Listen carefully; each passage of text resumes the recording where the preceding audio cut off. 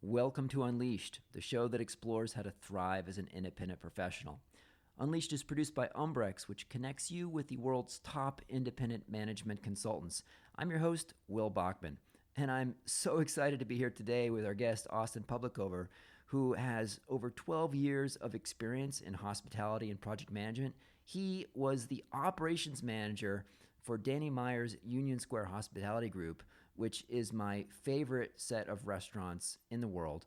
And he runs a Bulletproof Food Safety, which does regulatory compliance strategies for a range of restaurant clients and food producers, including artisan manufacturing of food, mostly in New York City. And today we're going to talk about one, sort of what does all that mean? What's a sort of normal day job? And then we're going to talk about the impact of the coronavirus on New York City restaurants and how they're responding. Austin, welcome to the show. Will, it is a pleasure to be here. Thank you so much for the invitation, and I'm delighted to be speaking with you today. It's an honor. I was looking at your background, and it's a very humbling experience to be on a podcast with you. Thank you so much for welcoming me in, and thank you so much for that wonderful intro. You're welcome. So let's start, kind of set coronavirus aside for the minute. Tell us about sort of your normal day job, sort of as of January 2020. What Bulletproof Food Safety, your firm, what's sort of the range of services that you provide? I think I have the best day job in the world, Will. So I've been running Bulletproof Food Safety for the last 6.5 years.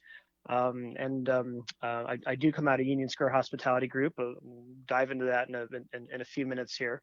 As of January 2020, I was doing really about five core services for restaurants.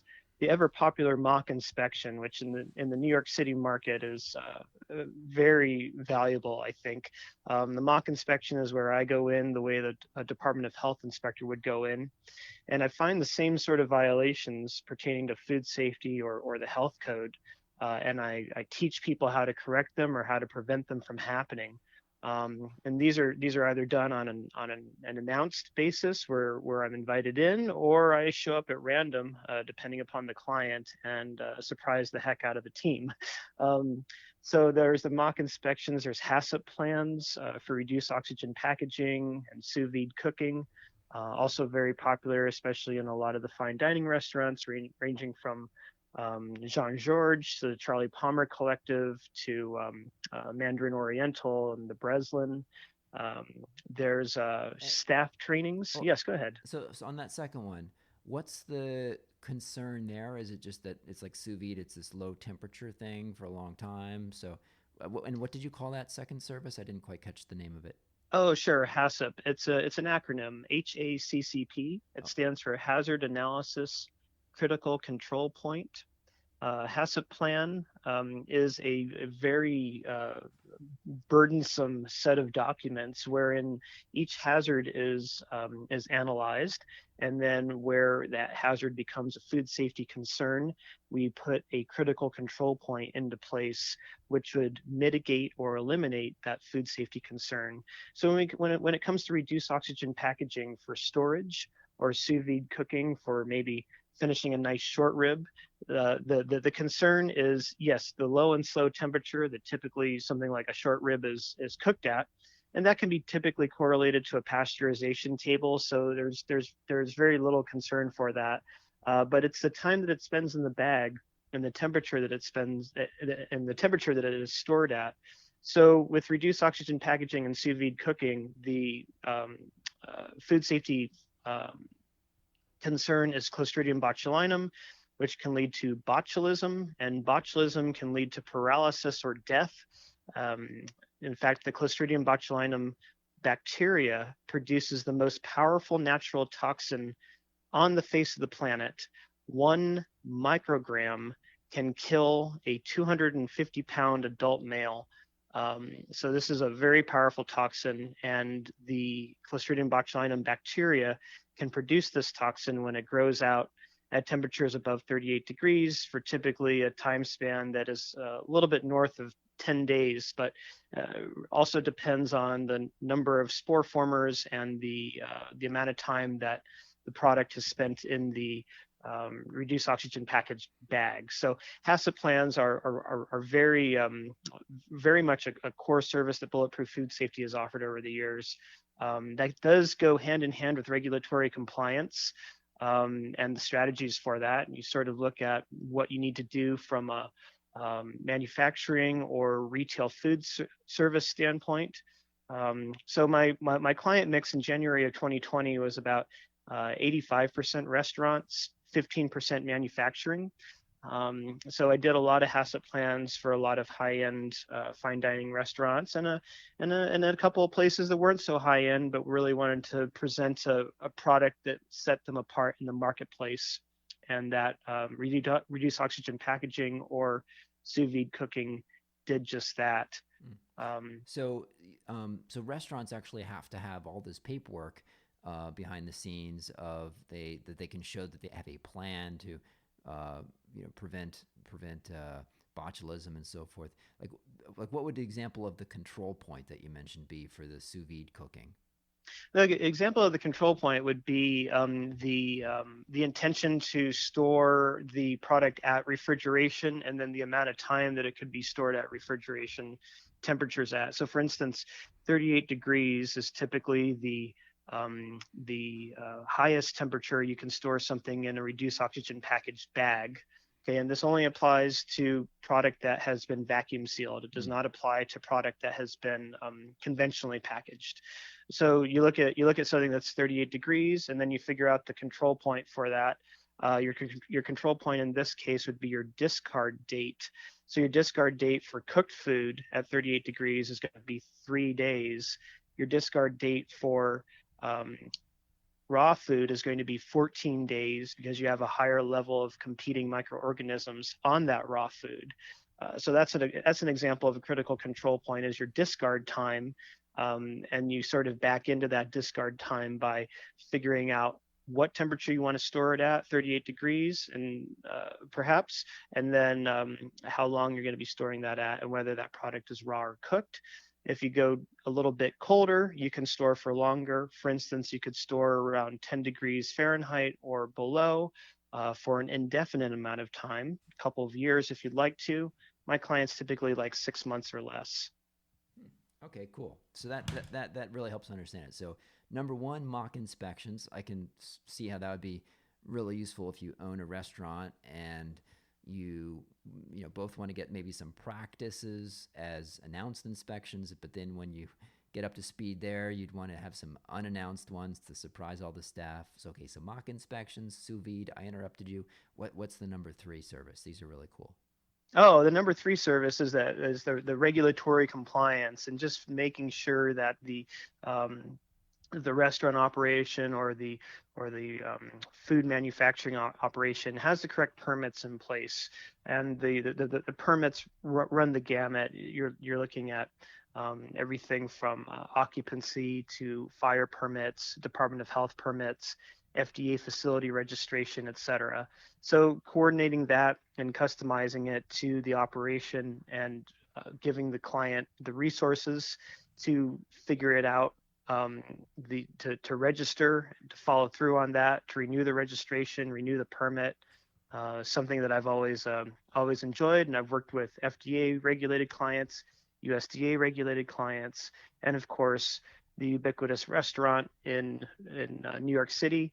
All 25,000 plus food service establishments in New York City are regulated under New York City Department of Health and the food service establishment permit. So that regulatory compliance strategy dovetails into permitting, and permit expediting is something that Bulletproof has done for many clients.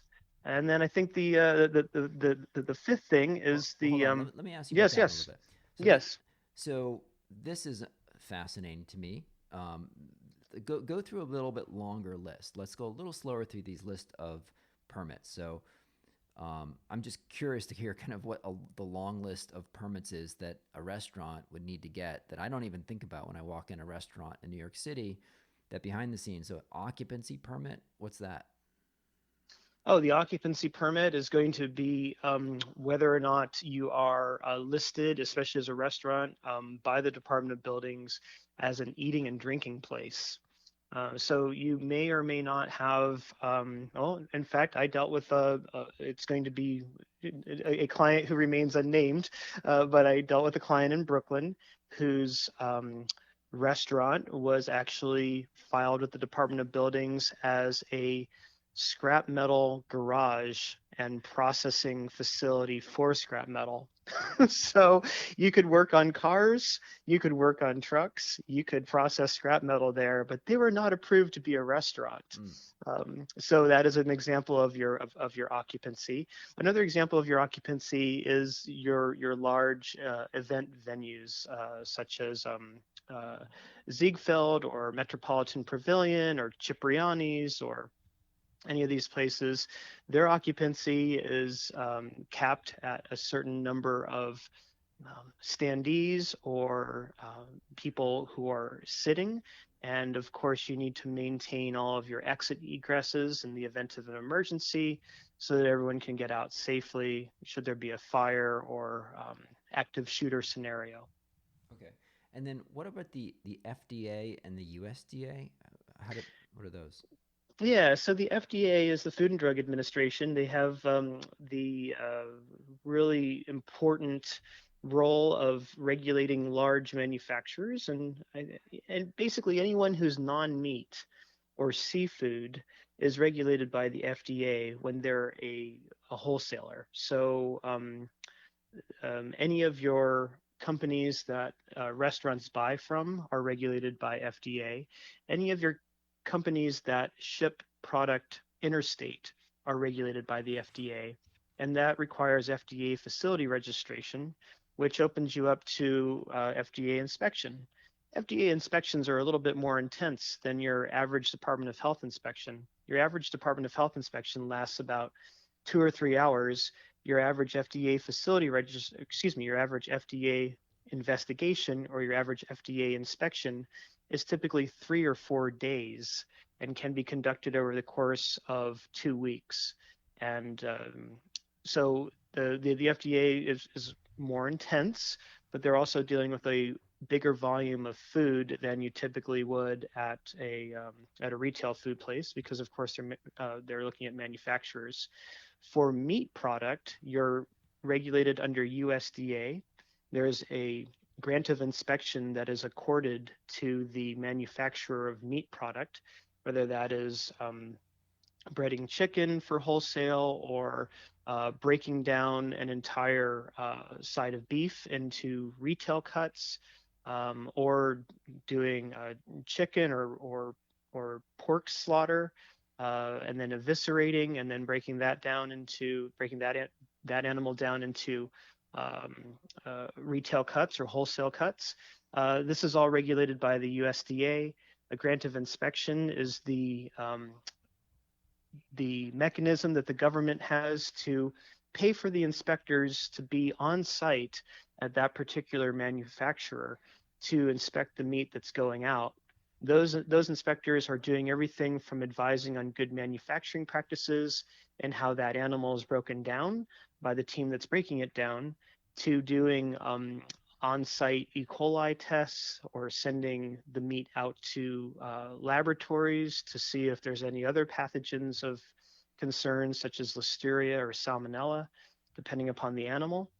And the inspectors are really, unlike the FDA that shows up for non-meat product maybe every 1 to 3 years, your USDA inspectors are typically on site 5 days a week for an hour or two or as needed to make sure that the team is processing the meat product that they are allowed to process in accordance with the HACCP plan that has been outlined for that particular product.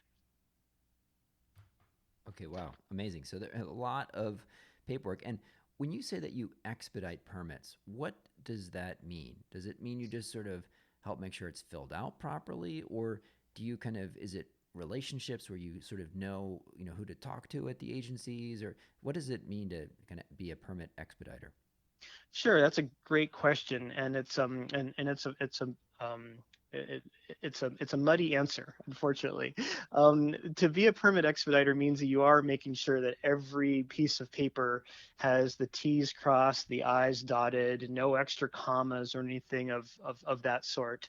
You get an extra comma between the entity name and LLC, or the entity name and Inc., incorporated or corporation, right? And suddenly, as far as the licensing center is concerned, that is a different entity altogether, and the train has been thrown off the tracks.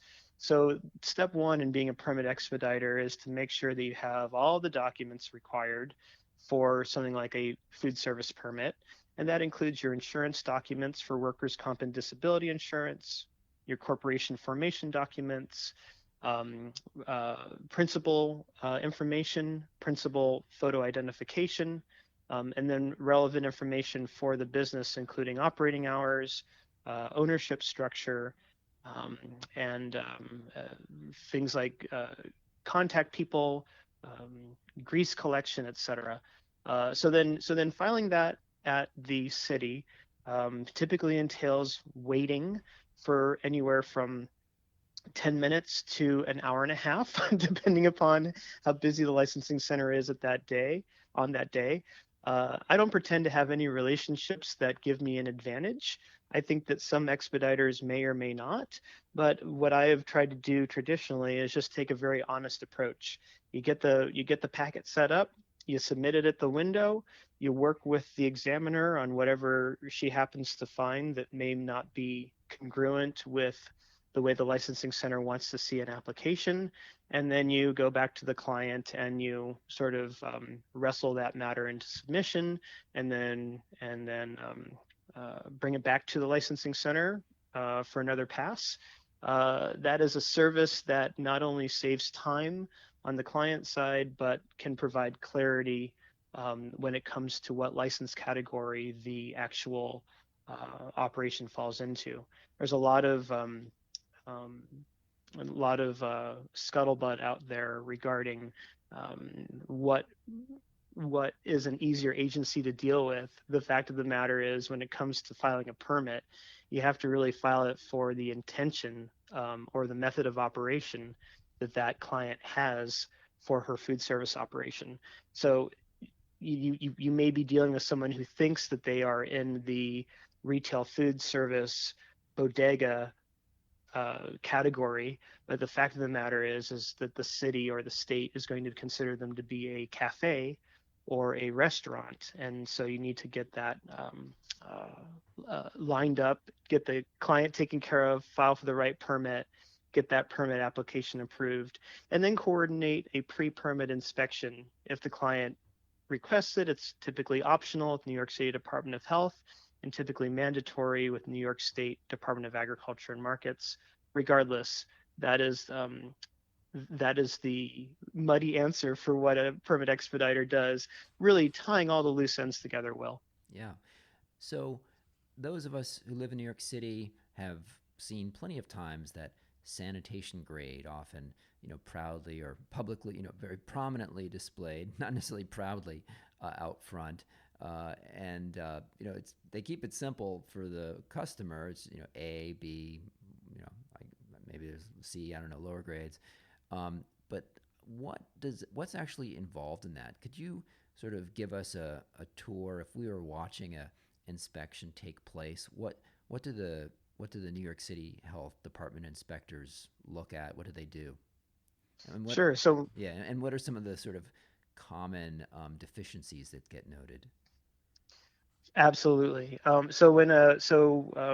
Department of Health inspections are never scheduled, and they can happen anytime between, in my experience, between 8:30 a.m. and 12:30 a.m., meaning they can be in the early morning before you even open for lunch, or maybe at the tail end of your breakfast rush.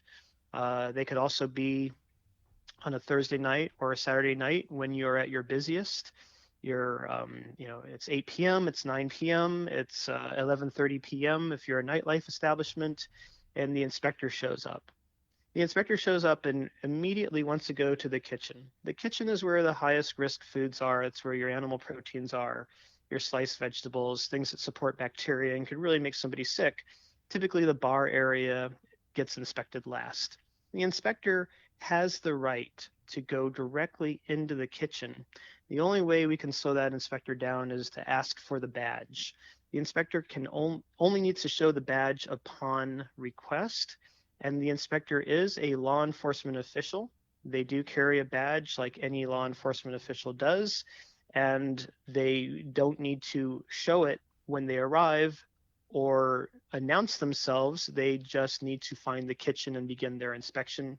This is their policy. And so it really is a very shocking, surprising thing when you are firing 10 apps and 12 entrees, and then you've got garde manger working and dessert station working on other orders, and some strange person shows up with a flashlight and a thermometer in your kitchen and asks you to move out of the way so he can take a temperature. As a very, very rattling thing that happens. So it's a surprise inspection, and here's some of the most common issues that are found by inspectors. One is food out of temperature. That can be a steak that's resting after having been fired, or it can be par-cooked French fries that have been cooked in the deep fryer once and are out on a sheet tray to be deep fried a second time before they're sent out for an individual order. That can be product in deep pans that is improperly cooling in the walk-in refrigerator, something that was just prepared but may be tightly covered or in a depth that exceeds 4 inches. And this would be product that's out of temperature and is incapable of rapid cooling. Mold in the ice machine is a favorite find of any health inspector. It is low-hanging fruit, quite frankly. Ice machines are seldom taken care of in the fashion that they should be, and the design of most ice machines dates to the 1950s. So there hasn't been a big innovation in ice machines, and mold spores are in the air. They settle onto the damp areas in the ice machine, and they grow out. They're easy to visually identify. Simply using a camera phone in the selfie mode, you can put your phone into the ice machine and take a quick picture of the upper inner panels, and boom, you've just made $250 for the city if you're a health inspector. And I think the third most common issue that is found during an inspection is really pertains to good manufacturing practices, and that is lack of hair restraint or improper glove use. You may have someone who's at the expo window and is grabbing plates and garnishing, or maybe rearranging food or slicing bread, and that chef or cook does not have a hair restraint on. That's a violation.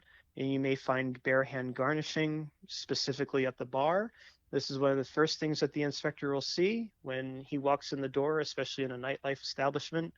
But one of the last things that will be written up during the inspection, and that bare hand garnishing will include anything that is considered ready-to-eat food. Ready-to-eat food means it's not going to be heated before it's consumed. That can be a lemon on the edge of an iced tea. It can be olives on a martini. It can be salt on a plate of food before it goes out to the guest. These are all garnishing acts. They're typically done with bare hands, and that is not allowed in New York City. What is the likelihood that our own kitchen at home would pass a inspection? Absolutely zero. There's a very low likelihood that our kitchen at home would pass an inspection. One of the things that is the highest infraction in kitchens and in home kitchens is the risk of cross-contamination. It's how we move raw proteins around the kitchen, the surfaces that they touch, and then the fact that we don't necessarily sanitize those surfaces before we may be preparing something else. Sometimes we do it unthinkingly. Sometimes we do it out of ignorance. It's things like washing a chicken, which can aerosolize Salmonella and Campylobacter, that those aerosolized pathogens then settle on the counter beside the kitchen sink, and you are then laying other things on that counter, for instance, a knife or cutting board, and then using that knife or cutting board on a tomato, you've potentially introduced salmonella or campylobacter into that tomato from washing your chicken. This is why washing your chicken is not recommended by the USDA. So the likelihood of a home kitchen passing, even including my own, is very low. Huh. But so too is the risk, because typically, Will, as you know, in a home kitchen, you're serving one or two, maybe five or six people at a time, and the likelihood of the bacteria being present, the cross contamination occurring, and then someone's immune system not being able to fight that back, and that person becoming ill, is very low. Whereas if you're in a commercial kitchen, and you're cranking away on a Thursday night, you may be serving 300, 400 people in a single night. So the risk factor goes through the roof, and the likelihood of cross contamination making somebody sick becomes all the more intense. Yeah. What are the incentives of the food inspectors? So you mentioned that if they find deficiencies, you gave an example of, they charge a fine.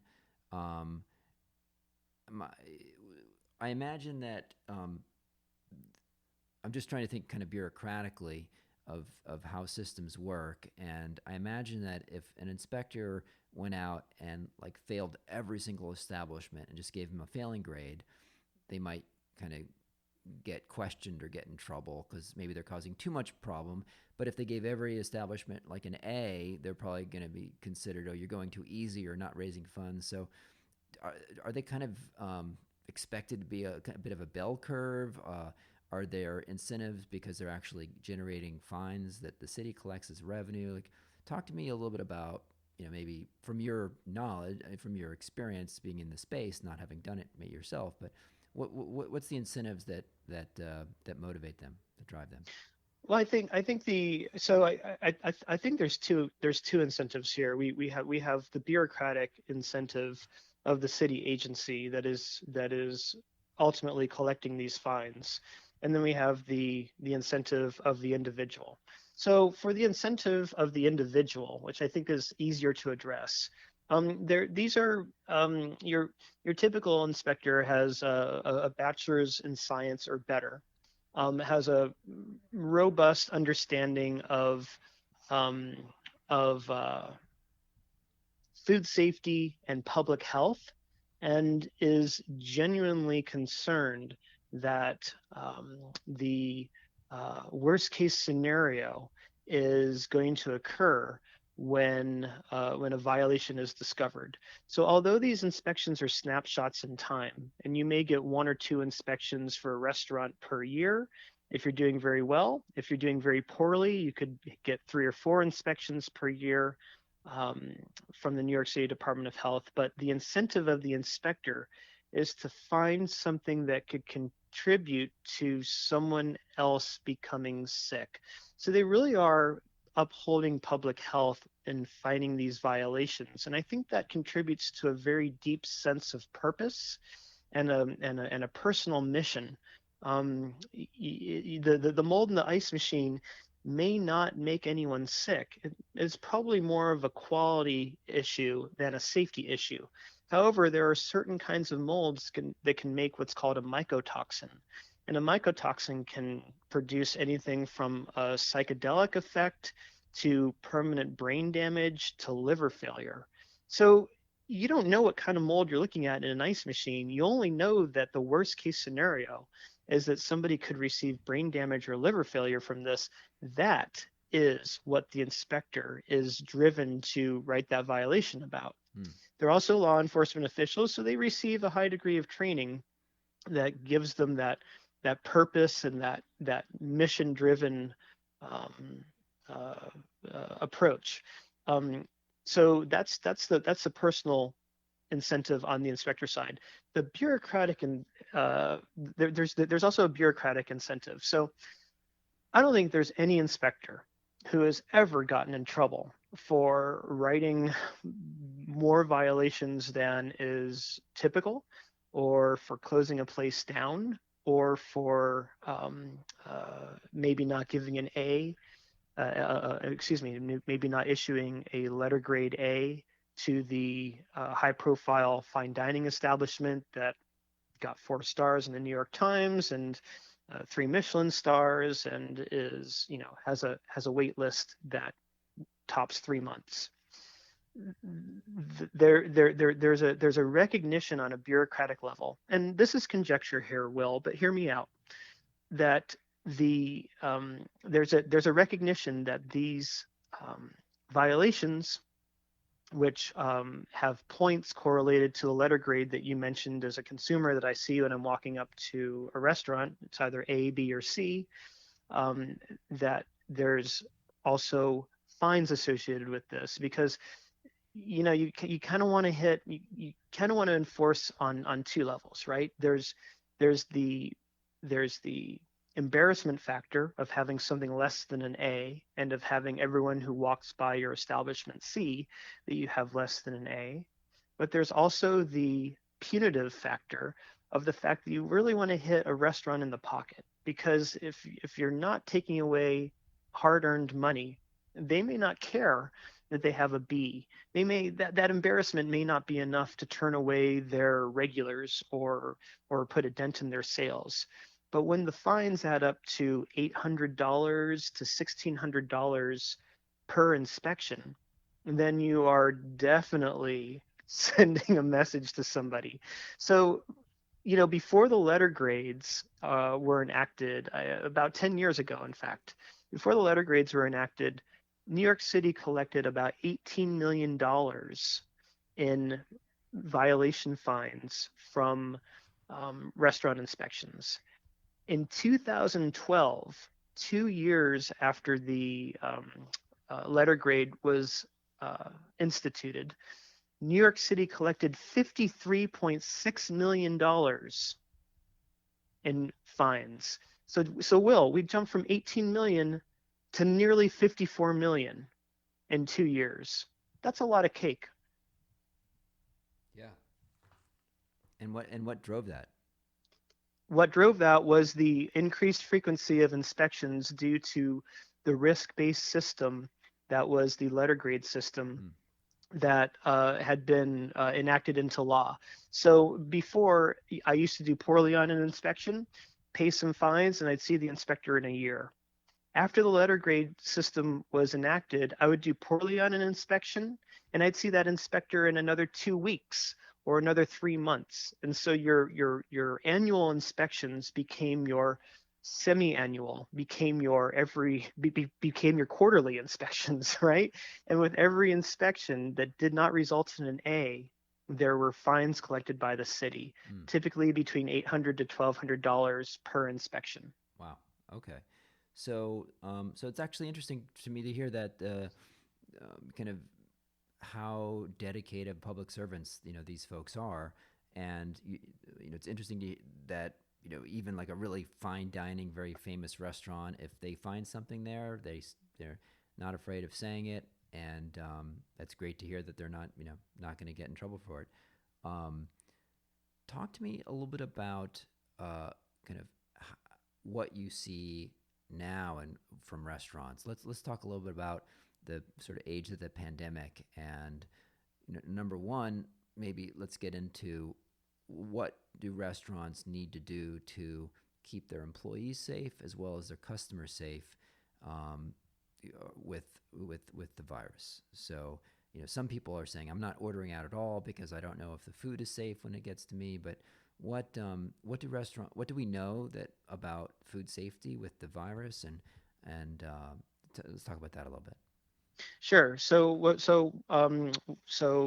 what do we know? And I'll go to the first question in a minute. But what do we know about food safety with the virus? We know that this virus does not survive very well outside of an animal host. So the animal host that it has, grown into most rapidly is the human body. There are some intermediary animal hosts, which include ferrets and cats. They're very good at hosting the coronavirus. Pigs, chickens, ducks, and dogs uh, likely aren't intermediary animal hosts, as the virus replicates poorly in these animals. But the virus, as we know, is replicating very well in humans, and the infectability quotient is typically between 2 and 2.5. So for every one person that gets the novel coronavirus, they're infecting 2 to 2.5 other people. That's big. That's more than the flu. The flu, if I remember correctly, please don't quote me on this, it's between 1 to 1 1/3. So you're basically double in your infectivity with COVID. So the good thing is I'm not ordering out just because I'm concerned about my food. You should only be concerned about your food packaging.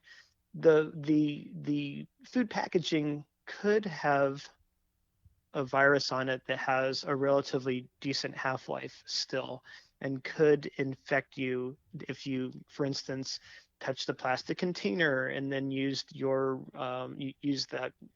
those same fingers to touch your nose and breathe in.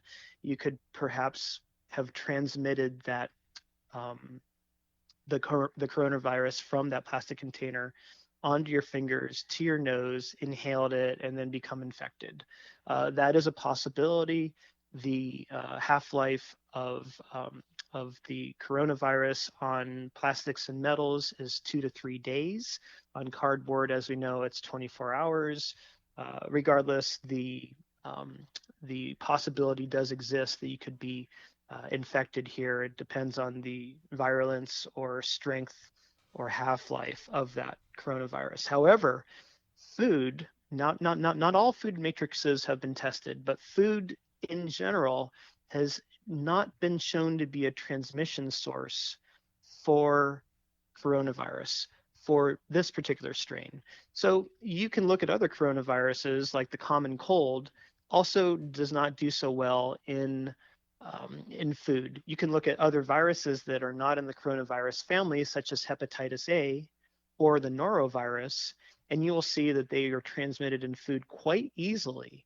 So, if you want to be a germphobe, then you should not order out. If you're concerned specifically about COVID-19, then what you should do is you should remove your food from your containers, wash your hands, put the containers to the side, and either wash them with a lot of warm soapy water, set them aside to air dry, or just discard them into the recycling. Regardless, you're not going to get sick from eating food. Even if someone sneezed on that food, as gross as that sounds, you're not going to be getting coronavirus from that person sneezing onto the food. Back to how we can safeguard our team in a restaurant. It's going to be the same way that we're safeguarding each other as we struggle through this quarantine and as we struggle to reopen in other parts of the country.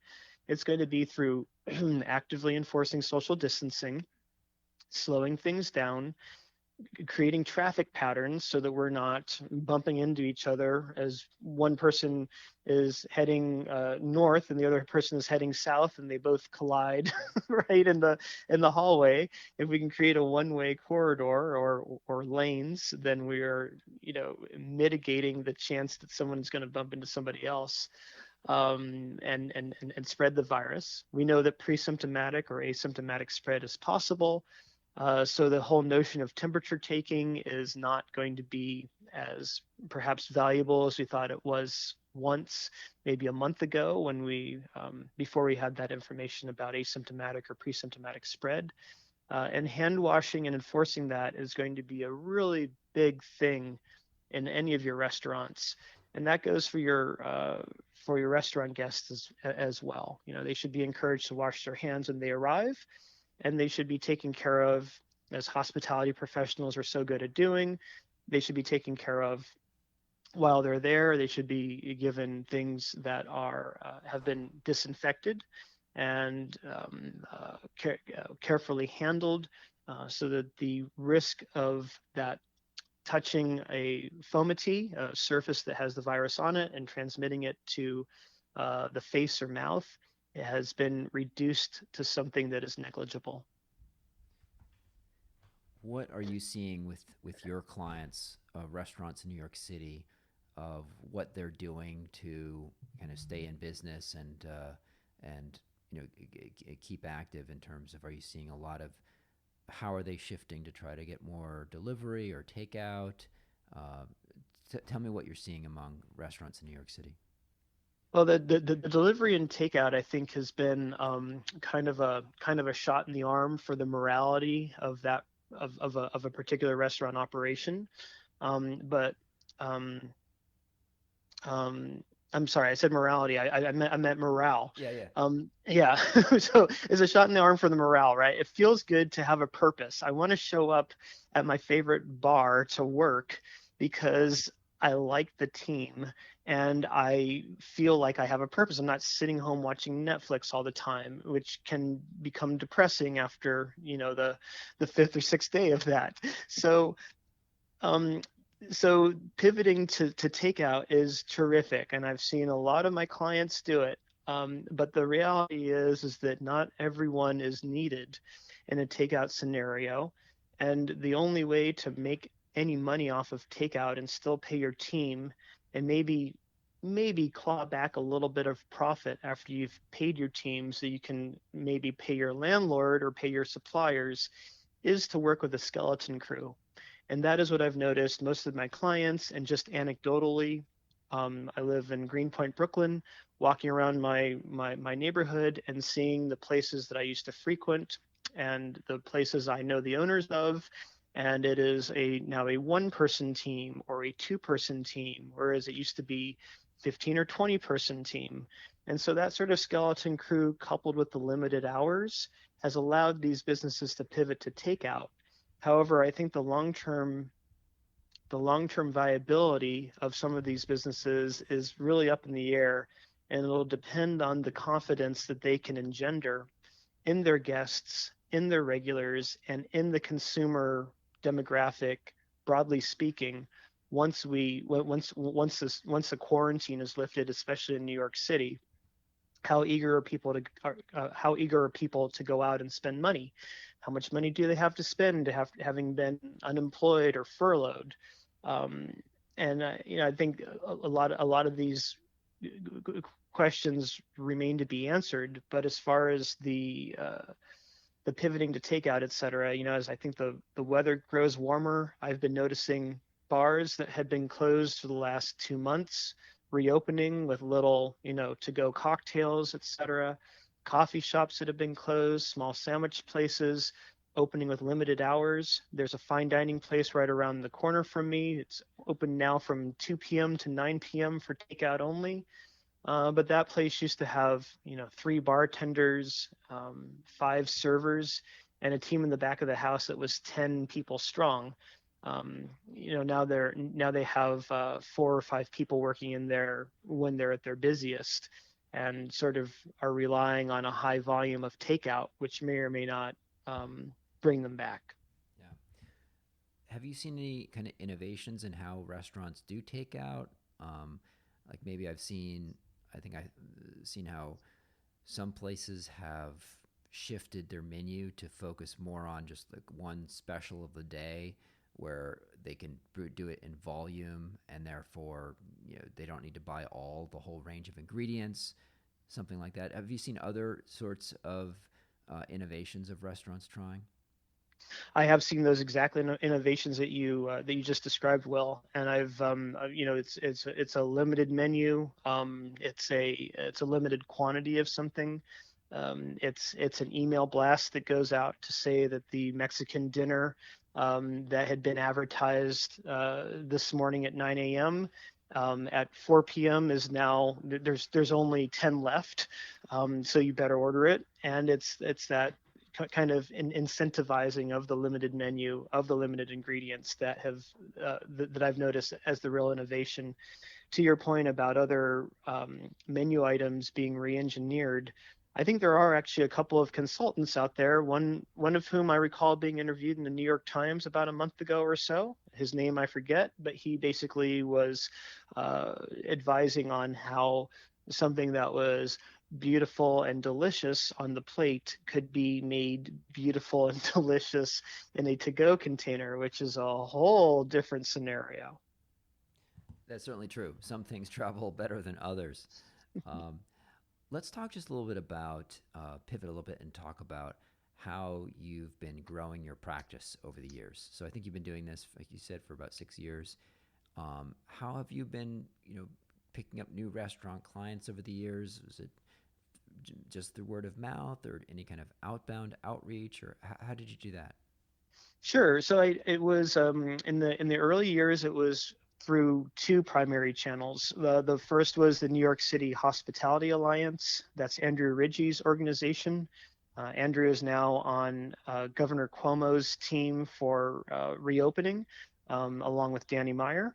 And Andrew and I had a great relationship early on, in meetings down at City Hall with the deputy mayors of economic development and operations, and sort of working through these 2010 health code changes for the letter grading.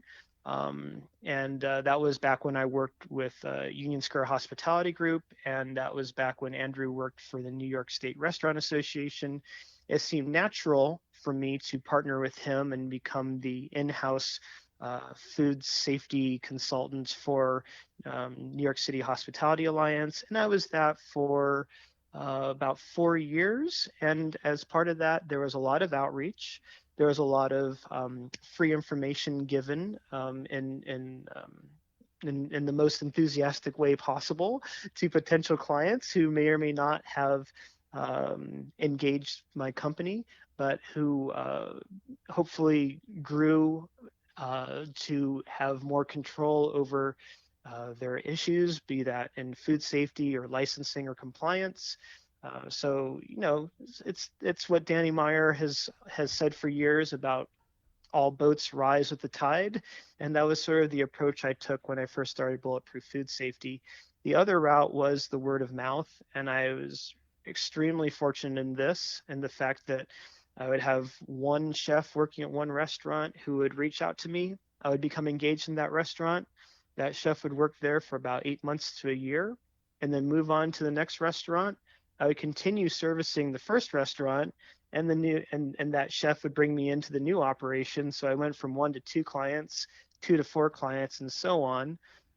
In January 2020, Bulletproof Food Safety, I'm proud to say, had 614 clients. Oh, So the practice had grown to be extremely robust and really kept me busy around the clock. And then I have two um, um, independent contractors that work with me as well, doing inspections and HACCP plans. So that helped me to find some time to sleep. fantastic.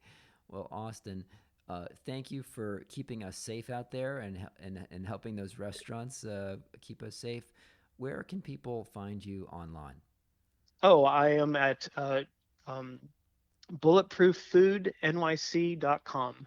That is 3 words: bulletprooffoodnyc.com. Great. And we will include that link in the show notes. Austin, I could go on the rest of the day hearing stories. We didn't even get to Danny Meyer's Union Square Hospitality Group.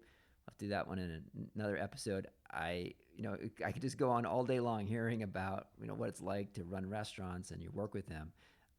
Thank you so much for joining. This is really, really informative.